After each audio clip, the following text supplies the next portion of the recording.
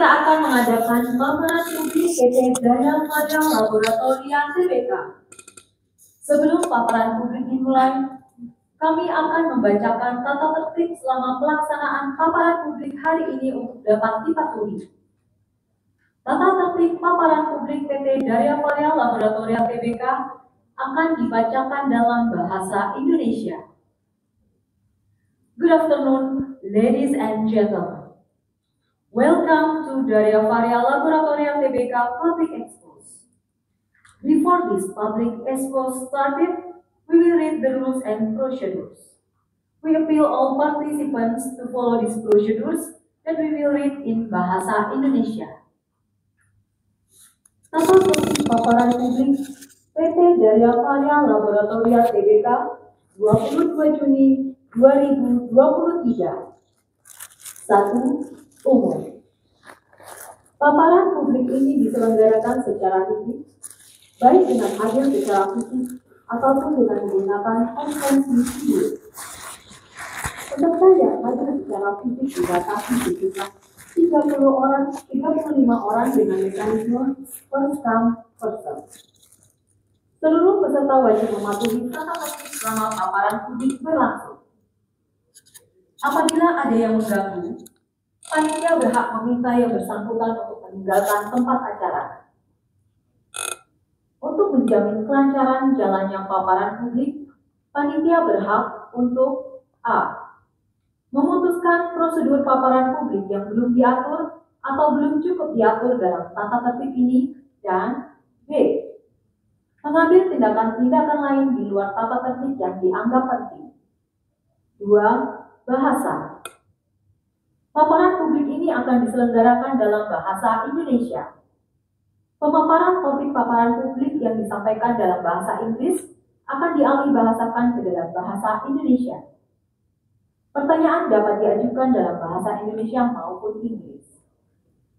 3. Tata cara mengajukan pertanyaan. Peserta yang hadir secara fisik dapat mengajukan secara langsung saat sesi tanya jawab dibuka. Untuk peserta yang hadir secara virtual, dapat mengajukan pertanyaan melalui fitur Q&A yang disediakan pada platform konferensi sejak pemaparan topik paparan publik dimulai.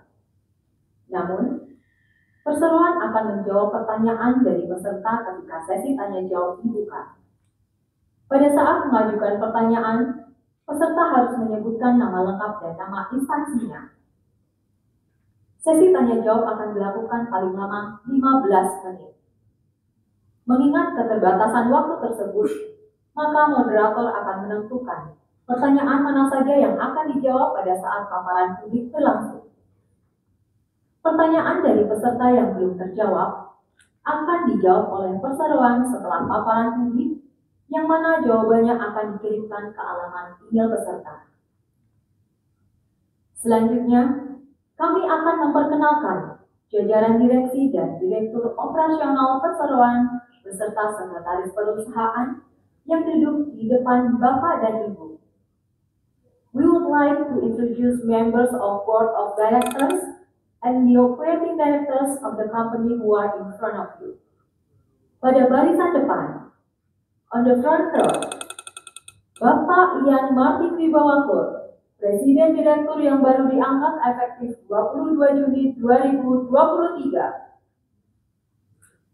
Bapak Jose Sumpaiko Romana, Presiden Direktur Perseroan untuk masa jabatan sampai dengan 22 Juni 2023. Ibu Justina Endang Setiawati, Direktur. Bapak Angelito Celso Korsamerajo Junior, Direktur. Bapak Celso Paslim, Direktur. Pada barisan atas, on the second row, Bapak Dandan Darmawan, Pimpinan Divisi Human Resource Development. Ibu Jasmine Hernandez de Vera, Pimpinan Divisi Consumer Health Group. Bapak Jasbir Singh, Pimpinan Divisi Distribusi. Bapak Dedi Septiadi, Pimpinan Divisi Profesional Healthcare Group. Ibu Widya Olivia Tobi, Sekretaris Perusahaan. Selanjutnya, kita akan mendengarkan pemaparan mengenai tinjauan pasar, sekilas tentang perseroan, serta tinjauan bisnis perseroan yang akan disampaikan oleh Bapak Ian Martin Wibowo Klor selaku Presiden Direktur. Dan kemudian akan dilanjutkan dengan sesi tanya-jawab yang akan dipandu oleh Ibu Widya Olivia Tobing selaku Sekretaris Perusahaan. Kepada Bapak Ian, kami persilahkan. Shortly, Bapak Ian Martin Wibowo Klor as President Director will be presenting market overview, the company's at a glance, and the company's business overview. Then, continue with Q&A session which will be led by Ibu Widya Olivia Tobing, Corporate Secretary. To Mr. Yang, you are please. Bapak dan Ibu, teman-teman media, analis dan para calon pemegang saham yang kami hormati. Kami mengucapkan selamat datang serta mengaturkan terima kasih atas kehadiran Bapak dan Ibu pada paparan publik yang diadakan pada hari ini, Kamis tanggal 22 Juni 2023, bertempat di Hotel Fairmont, Jakarta. Topik pada acara hari ini adalah seperti yang ditampilkan pada layar. Kita akan masuk pada topik pertama mengenai tinjauan pasar. Setelah menunjukkan pemulihan yang kuat di tahun 2021, laju pertumbuhan PDB global di tahun 2022 melambat dari 6,1% menjadi 3,4%. Sejumlah faktor menghambat pertumbuhan ekonomi global. Pertama, ketegangan geopolitik di Eropa Timur, meningkatnya dengan serbuan Rusia ke Ukraina pada Februari 2022. Akibatnya, krisis rantai pasokan global yang telah berlangsung sejak awal pandemi menjadi semakin intensif. Sementara itu, seiring banyak negara melanjutkan pemulihan dari pandemi dengan membuka kembali perbatasan dan mengaktifkan kembali perekonomian, kuatnya permintaan mengangkat harga barang-barang penting ini di pasar global, inflasi melonjak baik di negara maju maupun berkembang, bahkan mencapai 2 digit di sejumlah negara. Di saat dunia bergelut dengan tekanan inflasi, melonjaknya permintaan global untuk komoditas pangan dan energi membawa keuntungan tersendiri bagi Indonesia. Konsumsi dan investasi dalam negeri juga menunjukkan kinerja yang sama baiknya selama tahun 2022, sehingga pertumbuhan PDB Indonesia menyentuh titik tertingginya dalam 9 tahun sebesar 5,31%. Industri farmasi Indonesia yang berperan besar dalam pemulihan ekonomi selama pandemi tumbuh 3,7% di tahun 2022. Pertumbuhan industri lebih rendah daripada pertumbuhan PDB Indonesia, yaitu 5,31%, terutama karena lemahnya permintaan ke segmen yang terkait COVID-19. Pola konsumsi di pasar produk farmasi juga bergeser seiring dengan meredanya pandemi. COVID-19 saat ini telah dianggap sebagai flu endemik di banyak negara. Konsumsi vitamin dan suplemen yang sangat tinggi selama tahun 2020 dan 2021 karena masyarakat berusaha meningkatkan sistem kekebalan tubuh menurun di tahun 2022. Akan tetapi, kunjungan pasien ke dokter dan rumah sakit meningkat sehingga mendorong penjualan obat resep, segmen yang kinerjanya tidak terlalu baik selama pandemi karena pembatasan mobilitas fisik. Dari tinjauan pasar yang kami paparkan tadi, selanjutnya kami sampaikan sekilas tentang perseroan PT Darya Varia Laboratoria Tbk atau kita sebut DBL. Visi DBL adalah menjadi perusahaan terbaik yang menyediakan solusi kesehatan berkualitas di Indonesia. Misi kami membangun Indonesia yang lebih sehat setiap orang di setiap waktu melalui produk dan pelayanan unggulan, bekerja sama sebagai keluarga bersatu. Nilai-nilai perusahaan bersatu selalu menjadi fondasi kami bekerja untuk mencapai keberhasilan bersama. Sejak pertama kali perseroan didirikan pada tahun 1976, DBL telah melalui dengan baik berbagai perubahan dari masa ke masa, sebagaimana terlihat di layar.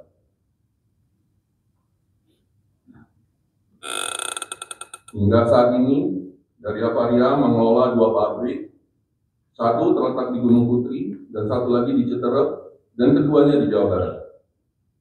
Sepanjang tahun 2022, kedua pabrik juga mempertahankan sertifikasi sistem jaminan halal MUI, kepatuhan terhadap Pharmaceutical Inspection Cooperation Scheme atau PICS, Current Good Manufacturing Practice atau CGMP, sertifikasi BPOM, serta semua sertifikasi internal. Operasi di kedua pabrik telah tersertifikasi ISO, yakni Sistem Manajemen Mutu ISO 9001-2018, Sistem Manajemen Lingkungan ISO 14001-2015, Sistem Manajemen Kesehatan dan Keselamatan Kerja ISO 45001-2018, Keamanan Pangan ISO 22000-2018, dan ISO 17025 sertifikasi Laboratorium Uji Kalibrasi 2017. Berikut adalah tinjauan bisnis perseroan dan gambaran penting mengenai aktivitas BBL sepanjang tahun 2022. Dilatar belakangi kondisi syarat dengan tantangan selama tahun 2022, dari Avaria bertindak cepat dalam merumuskan dan menerapkan strategi yang seimbang dengan baik, sehingga kinerja yang konsisten selama beberapa tahun terakhir dapat dipertahankan. Berbekal tekad dan ketangkasan karyawan dalam menetapkan arah bisnis di lingkungan yang telah berubah ini, kami berhasil meraih peluang pasar dan memanfaatkannya. Berbagai inisiatif strategis kami menghasilkan kinerja keuangan yang lebih baik daripada tahun-tahun sebelumnya. Kami berhasil mencapai 8P, tumbuh selama 8 tahun berturut-turut secara konsisten. Dalam kurun waktu 8 tahun terakhir, pendapatan bisnis kami tumbuh dari 1,1 triliun di tahun 2014 menjadi 1,92 triliun di tahun 2022. Kendati tahun 2022 begitu menantang, penjualan dan laba dari Avaria meningkat 1%. Laba bersih perseroan mencapai 149 miliar, 2% lebih tinggi daripada tahun 2021. Kami telah meningkatkan ekuitas dan memperbaiki struktur permodalan, terutama dengan mengurangi pinjaman bank. Direksi telah mengarahkan perseroan melewati tantangan yang paling mendesak, termasuk situasi kekurangan pasokan, sehingga mencatat kinerja keseluruhan yang luar biasa di tahun 2022. Pada tahun 2022, perseroan meraih beberapa penghargaan, di antaranya Top Corporate Award 3 tahun berturut-turut dari tahun 2020 hingga 2022, dan Top SDG Award tahun 2022, keduanya diberikan oleh Infogrant dan Transinfo. Top 3 Best Export Expansion dan Top 3 Best Social Impact Indonesia Halal Industry Award IHIA tahun 2022 yang dianugerahkan oleh Kementerian Perindustrian. Indonesia CSR Award 2022 yang dianugerahkan oleh Warta Ekonomi, APL Business Partner Award tahun 2022 yang dianugerahkan oleh PT Anugerah Farmindo Lestari, penghargaan Platinum untuk kedua pabrik kami dari Gubernur Jawa Barat dan Kementerian Ketenagakerjaan atas upaya pencegahan dan penanggulangan COVID-19 selama tahun 2022. CSR Award dari Bupati Bogor atas dukungan perseroan terhadap program CSR Kabupaten Bogor di kawasan Gunung Putri dan Citerep. Dan Indonesia Best Workplace for Women Award 2022 yang dianugerahkan oleh Her Story. Merek-merek obat dari Avaria terus menjadi top of mind di kalangan konsumen Indonesia. Hal tersebut dibuktikan dengan berbagai penghargaan untuk merek kami yang dianugerahkan oleh Transinfo dan Infogrant. Di antaranya, Natur-E memenangkan Indonesia Digital Popular Brand Award untuk kategori vitamin E dan juga Top Official Store Award 2022. Serta Enerfonse memenangkan Top Digital PR Award sebagai pengakuan atas kampanye pemasaran digital Enerfonse. Selanjutnya, pada tahun 2023 ini, perseroan meraih beberapa penghargaan, di antaranya kembali Indonesia Best Workplace for Women Award 2023 yang dianugerahkan oleh Her Story Dan Nature Inc. memenangkan Best Beauty Supplement yang dianugerahkan oleh Top Bella Beauty Awards tahun 2023 pada acara Beauty Fest Asia. Perseroan memiliki 3 segmen bisnis utama, yaitu bisnis obat resep, bisnis consumer health, dan bisnis ekspor dan jasa tol manufacturing. Pertumbuhan industri farmasi Indonesia di tahun 2022 sebesar 3,7%. Lebih rendah daripada pertumbuhan PDB Indonesia, terutama karena lemahnya permintaan untuk segmen terkait COVID-19. Menyikapi lemahnya permintaan untuk obat-obatan terkait COVID-19 yang selama pandemi mendominasi pasar obat resep, fokus pemasaran di tahun 2022 adalah pada kategori obat yang tidak terkait pandemi, sehingga perseroan mampu meredam dampak penurunan permintaan produk terkait COVID-19 tersebut. Selain itu, isu yang mengemuka di kuartal keempat tahun 2022 terkait sejumlah produk sirup untuk anak-anak yang dianggap tidak aman di beberapa negara menyebabkan banyak produk sirup ditarik oleh pihak berwenang untuk dikaji keamanannya bagi konsumen.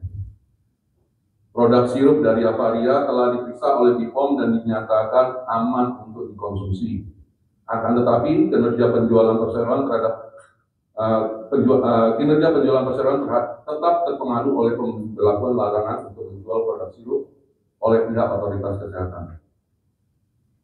Karena turunnya permintaan untuk obat terkait COVID, terutama khususnya Remedia, total pendapatan dari bisnis obat resep perseroan turun 3% di tahun 2022 dibandingkan tahun 2021. Bagaimanapun juga, penurunan tajam dalam pengobatan COVID-19 tidak sepenuhnya diimbangi oleh pertumbuhan obat resep lainnya, meskipun di tahun 2022 melesat 26%. Kontribusi dari segmen obat resep sebesar 639 miliar merupakan 33% dari total pendapatan perseroan di tahun 2022. Berkat penerapan berbagai inisiatif disiplin dari Avaria mencatat kemajuan besar di tengah persaingan yang semakin ketat di pasar obat bebas di Indonesia. Consumer Health Group membukukan kenaikan pendapatan sebesar 12% dari 943 miliar di tahun 2021 menjadi 1,06 triliun di tahun 2022. Jumlah ini mencerminkan 55% dari total pendapatan perseroan, sekaligus membuktikan peran strategis segmen ini dalam memajukan bisnis perseroan secara menyeluruh. Berkat rencana pemasaran dari Avaria yang menekan pada jalur non-tradisional, kampanye promosi PC di ranah digital berhasil mengangkat pangsa produk ini menjadi 36%, 8 poin lebih tinggi dari angka tahun sebelumnya. Berdasarkan survei Nielsen, PC secara khusus membukukan pertumbuhan 24% pada tahun 2022. Sementara pada periode yang sama, merek-merek lainnya di pasar Sweetblend mengalami penurunan sekitar 6%.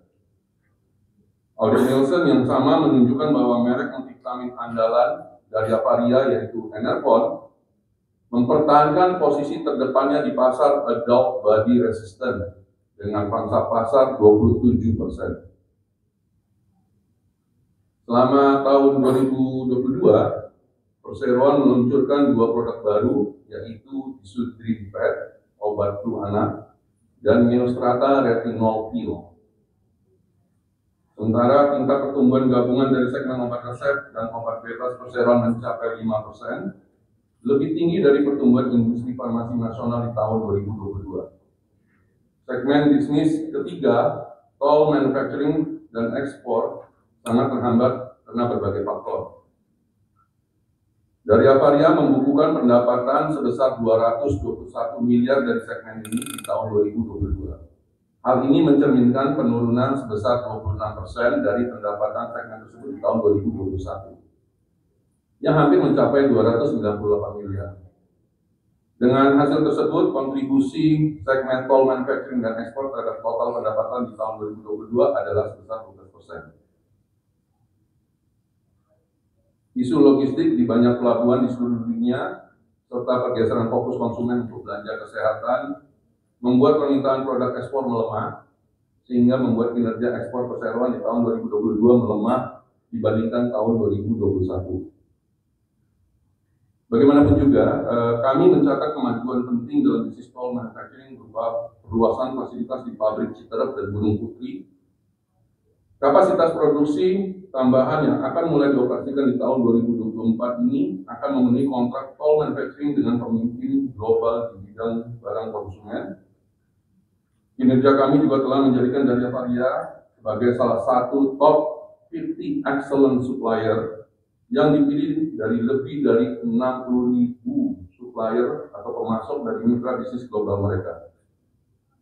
Penghargaan ini menjadi bukti kecepatan, keandalan, dan kualitas produk perseroan. Bisnis toll manufacturing dan ekspor Dari Avaria didukung selama bertahun-tahun oleh jaringan luas yang dibangun dengan kliennya di banyak wilayah, mulai dari Malaysia hingga Mongolia.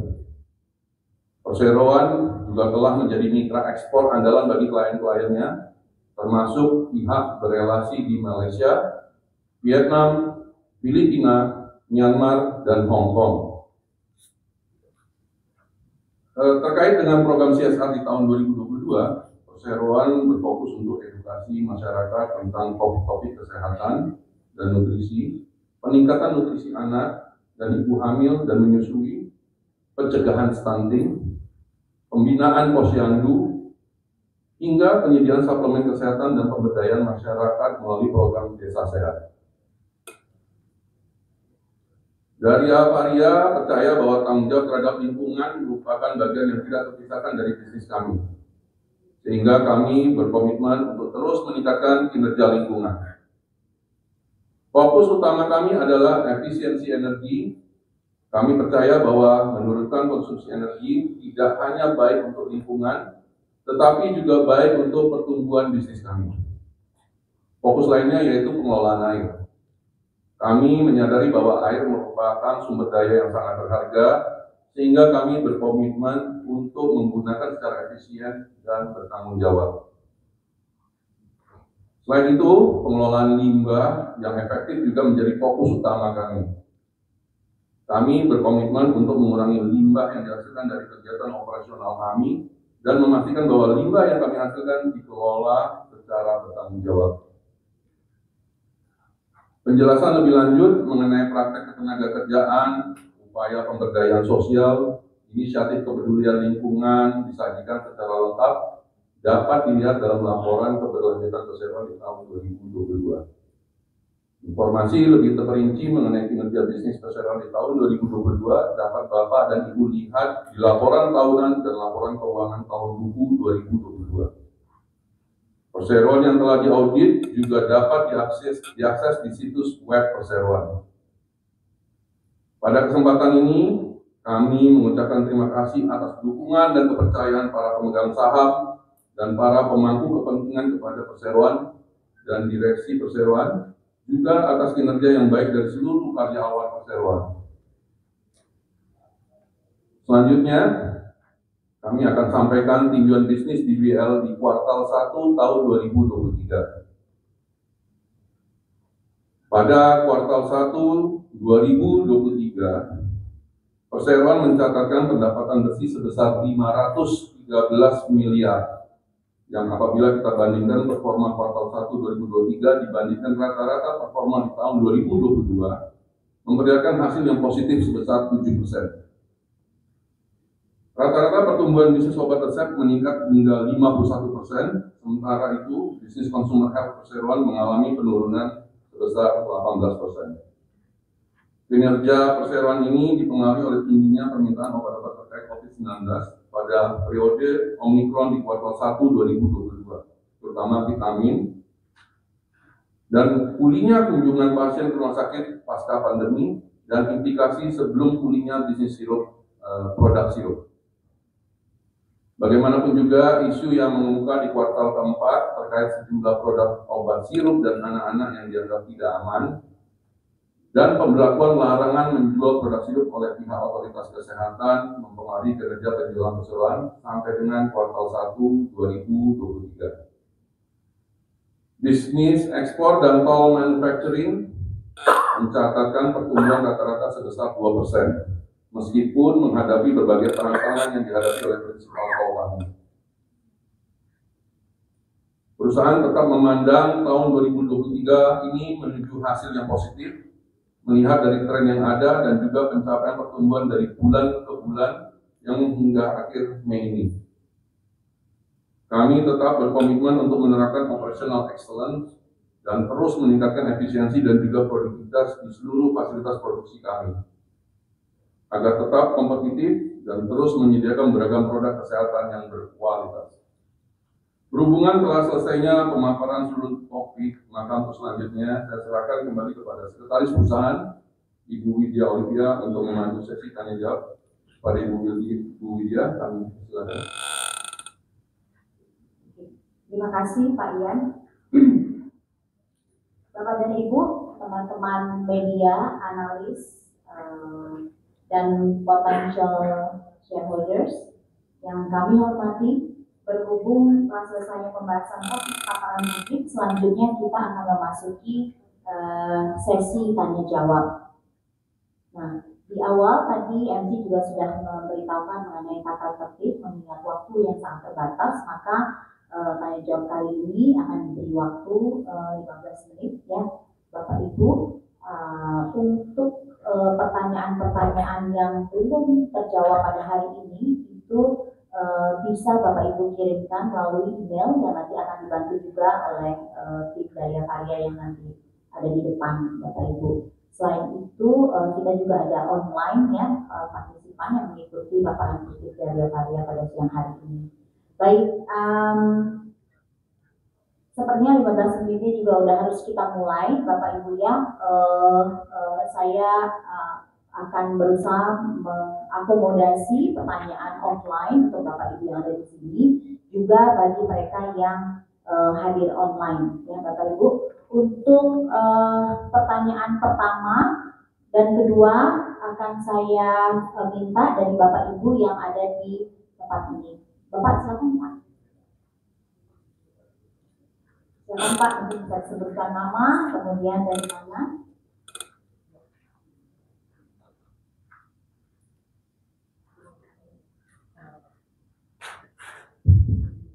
Ya, terima kasih Bu. Saya Hans Boy ya, saya dari analis dan co-founder Pasar Dana. Yang ingin saya tanyakan ya, produk dari Varia ini kan ada MSOC sama non-OT ya, kan produk top line di kan konsumen di Indonesia gitu ya. Ini kira-kira ke depan gitu ya, apakah perusahaan masih mengandalkan dua produk ini, kemudian strategi apa yang dipakai perusahaan untuk tetap supaya dua produk ini tetap baik penjualannya. Kemudian apakah ada rencana peluncuran produk baru ya dari perusahaan untuk menjadi katalis tambahan pertumbuhan perusahaan bersama. Mungkin itu saja pertanyaan saya. Terima kasih. Terima kasih. Bapak Hans Kue tadi dari PT Ekuator Swasta Investama ya, analis pasar modal. Pertanyaan Bapak tadi terkait beberapa produk perusahaan seperti FOC dan OT ya, yang saat ini jadi top of mind dalam konsumen. Nah, pertanyaan ini akan dijawab langsung oleh Direktur Consumer Health Business kami ya, dengan Ibu Jas. Ibu Jasmine, I will give you the questions for your answers, Ibu. So, Ibu, the question is from the Capital Market Analyst from PT Ekuator Swasta Investama, Bapak Hans Kue. So, the question is that so several company products like NFMC and Naturgy are also top of mind among consumers. So does the company still rely on some of these products, and what strategy will be implemented? And is there a plan to launch new product that will be a growing of this, of this category going forward? Yeah, thank you so much, Bu Widya, and terima kasih Pak. Enervon and Naturgy are continue to be our market leader brands. They continue to lead the markets where they participate in, and as of latest reading, have actually increased the respective market shares for YTD 2023. These critical brands are really important, not just within BBL, but also in the lives of our consumers. Enervon actually provides a complete product offering for the Indonesian family, from kids to mature adults. So, as you all know, also we have Enervon syrup, Enervon tablet, Enervon effervescent, Enervon active, and recently we launched a new product, our newest product offering to cater to the specific needs of our target market, our mature adults who are age 50 years old and above, and because we know that they have specific needs that Enervon can actually address. Similarly, for Natter E, we actually provide a complete product offering, providing inside and out product benefits for health and beauty, consisting of we have Natter E ingestive slime, Natter E topical face, and Natter E topical body. We have very exciting product pipeline that we're preparing for in the coming years, this year and the coming years. Thank you, Pak. Thank you, Bu Jas. Baiklah, Bapak Ibu, saya akan mencoba mentranslate ya apa yang disampaikan oleh Ibu Jas. Jadi kedua brand tersebut, Enervon dan Natter ini memang masih merupakan market leader di kategori masing-masing. Bahkan sampai saat ini ya, post COVID. Nah, brand-brand ini merupakan brand penting bagi BBL dan mempunyai peran penting bagi para konsumen kami ya. Dan seperti yang Ibu Jas bilang, saat ini Enervon juga memberikan solusi yang lengkap bagi keluarga Indonesia, dari anak-anak bahkan sampai orang dewasa. Produk-produk kami yang memang range-nya di situ. Jadi kalau misalnya Bapak Ibu tahu, kami punya Enervon sirup, ada Enervon tablet, kemudian ada Enervon effervescent, ada Enervon aktif ya.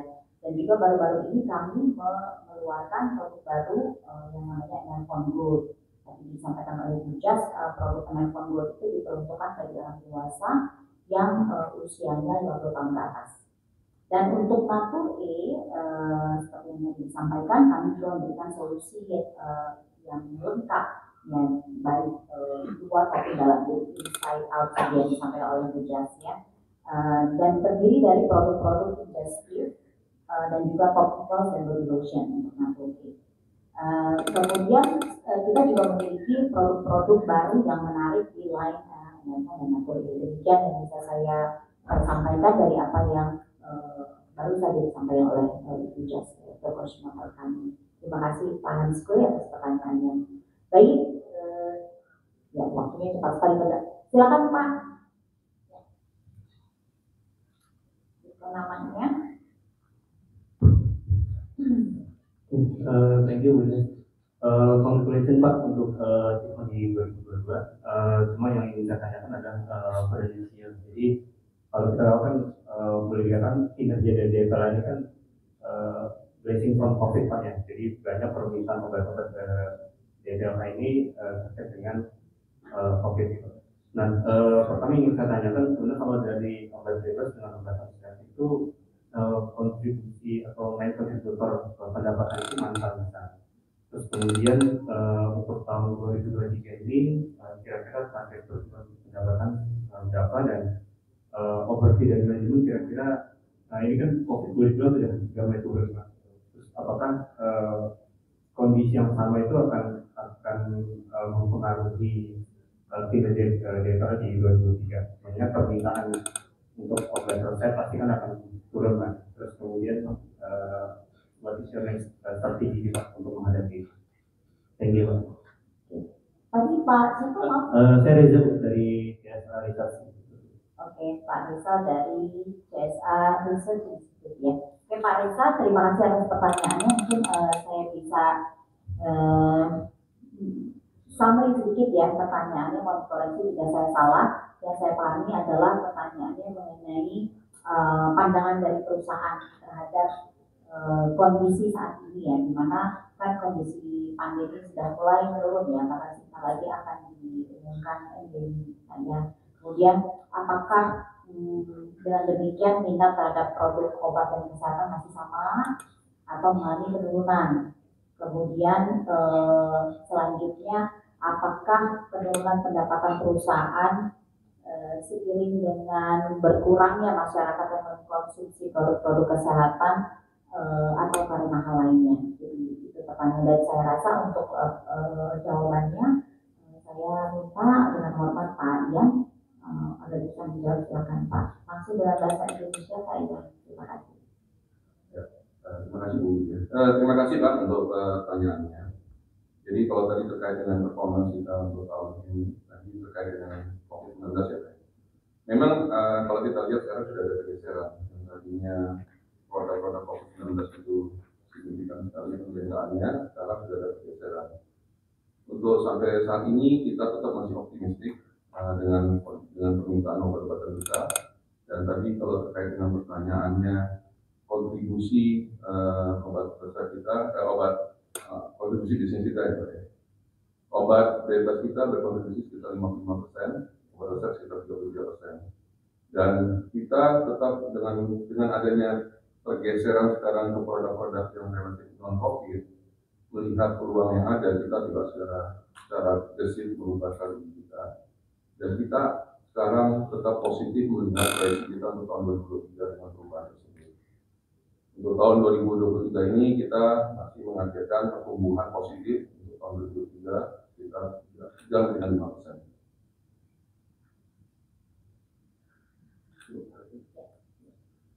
Ya, demikian tanggapan kami Pak Reza atas pertanyaannya. Semoga sudah bisa menjawab apa yang pertanyaan. Terima kasih. Baik Pak Reza. Oke Bapak Ibu, demikian dua dari offline ya. Terima kasih buat Pak Hans Kui, kemudian Pak Reza atas pertanyaan yang diberikan. Kemudian kita juga akan ambil dari yang hadir secara online.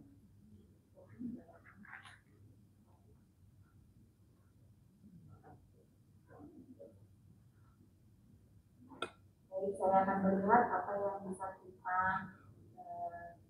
tanyakan ya. Ini sepertinya ada pertanyaan untuk Pak Ian lagi. Pak Ian, kami mohon agar bisa menjawabnya. Pertanyaan yang pertama yang hadir secara online dari Bapak Yusniar, Ekonomi Review ya.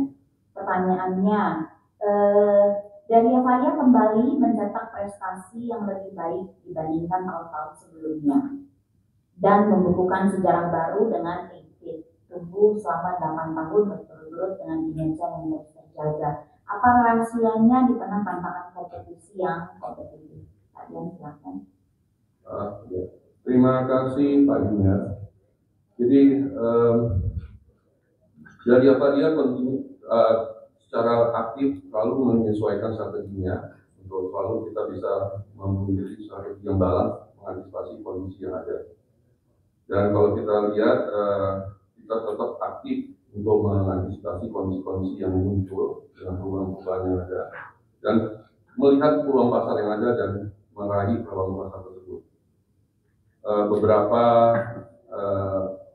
Beberapa inisiatif yang kita lakukan diantaranya juga terkait dengan supply. Kita mengantisipasi kondisi supply yang ada di pasar, kita melakukan perjanjian jangka panjang dengan supplier kita untuk memastikan keamanan supply kita. Dan ini memastikan kita untuk bisa kontinu selama 8 tahun berturut-turut bertumbuh terus yang kita sebut sebagai EV. Jadi itu. Ya. Oke, terima kasih Pak Ian. Saya sudah menjawab apa yang ditanyakan oleh Pak Yusniar. Kami mengucapkan terima kasih Pak Yusniar dari Ekonomi Review atas pertanyaannya. Pertanyaan selanjutnya, karena juga masih ada waktu ya. Oke, pertanyaan selanjutnya mengenai program ProKita. Dari Avalia memiliki program ProKita yang menampung ide-ide karyawan yang berhasil menghemat biaya dan meningkatkan kualitas secara signifikan. Program ini seperti apa dan ide-ide tersebut apa saja? So this question I think for you, Pak Lito. Pak Lito is adalah direktur Daria Faria, dan beliau akan menjawab pertanyaan ini. Itu, the question was, India has a Profita program that accommodates employee ideas that manage to save cost and also improve quality significantly. What is this program like? What is this Profita exactly? We can explain that, and what are the ideas? What is Profita? Thank you, Ibu Widya, and thank you for the question. Profita is a word that comes from three words. The first is pro, then inertia, or work or performance, and kita, hour, right? So for us, that means improvement of our work or improvement of our performance. Profita is an empowering and engaging program of our employees to be able to give them the opportunity to contribute to the performance of Daria Varia through quality and productivity. In fact, this program, when we started this, it enables us, particularly our plants, Gunung Putri and Chitro, to be able to improve cost efficiently and cost effectively through various projects. And in the past 3 years, the program generated and implemented more than 300 projects and continues on every year as the teams from each plant think of innovative ways on how we can improve productivity and quality. Thank you. Ya, terima kasih. Thank you Pak Lito, terima kasih Pak Lito. Baiklah, saya akan mencoba mengartikan atau summarize apa yang disampaikan oleh Pak Lito dari pertanyaan yang telah disampaikan. Jadi Profita itu adalah singkatan dari pro, ya pro, kemudian Ki-nya itu adalah kinerja, A-nya itu adalah kita. Jadi Profita itu program pro kinerja kita. Artinya untuk meningkatkan kinerja kita. Nah, itulah arti dari si program Profita ini berasal. Ya, program ini adalah program yang dilaksanakan untuk mengembangkan kualitas dan produktivitas dari para karyawan dari Avaria. Dan dalam rangka waktu itu dibuat ya pada saat pertama kali dilaksanakan itu memang untuk tujuannya adalah untuk menggiring setiap karyawan yang ada di pabrik dari Avaria untuk bisa menerapkan inisiasi atau inisiatif untuk bisa lebih efisien, kemudian efektif dalam mengelola biaya dan memberikan inovasi-inovasi yang memang dibutuhkan ya. Dan dalam 3 tahun terakhir, seperti yang disampaikan oleh Pak Lito, Profita ini sudah menyelesaikan 300 proyek yang Bapak Ibu. Di dalamnya ada program-program efisiensi, efektivitas ya, baik dalam mengelola biaya, kemudian ada juga program inovasi yang benar-benar bermanfaat bagi perusahaan. Oke, terima kasih Pak tadi dari Pak Gopur ya. Ya, dari Pak Gopur ya untuk pertanyaannya. Oke, waktunya sudah habis tapi kayaknya masih bisa satu lagi ya. Masih bisa satu lagi, oke. Yang offline ya, saya lihat Bapak yang mengangkat tangan. Silakan Pak.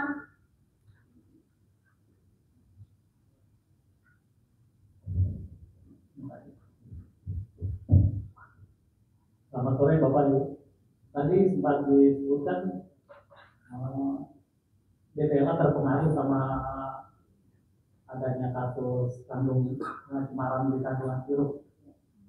Kira-kira seberapa besar pengaruhnya terhadap pendapatan di 2022 dan apakah di kuartal pertama ini sudah kita tumbuh dari 7%, apakah masih ada pengaruhnya?